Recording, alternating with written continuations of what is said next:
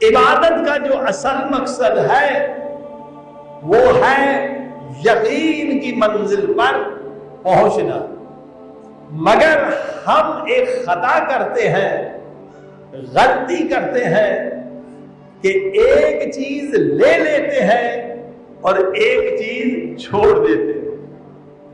ہم جتنے نیک اعمال کرتے ہیں صرف ثواب کے لیے، ثواب تو ملنا ہی ہے، ثواب ہم لے لیتے ہیں اور یقین ہم چھوڑ دیتے ہیں۔ صلوات پڑھ دے محمد۔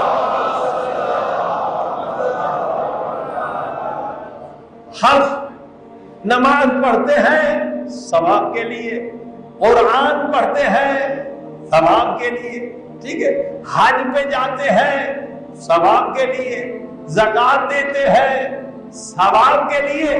بھائی یہ غلط نہیں ہے، مگر آپ 50% لیتے ہیں اور 50% چھوڑ دیتے ہیں، یہ اچھا کام ہے مگر آدھا کر رہے ہیں آدھا چھوڑ رہے ہیں، کیونکہ ثواب کریڈٹ ہے، یقین کیش ہے۔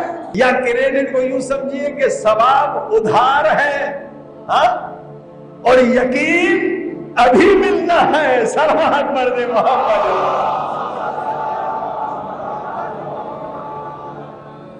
اصحاب اہل بیت ہمیشہ دونوں چیزیں لیتے تھے، ثواب بھی لیتے تھے، ہاں جی، وہ تو ثواب جنت میں ملے گا نا، اور کیش بھی لیتے تھے کہ آج جو ہم نے عمل کیا ہے اس کا کیا ہوا۔ دو فائدے ہوں گے، ایک تو 50% آپ کیوں چھوڑ رہے ہیں وہ بھی ملے گا، اور دوسرا فائدہ یہ ہوگا کہ شیطان کبھی شک نہیں دلائے گا۔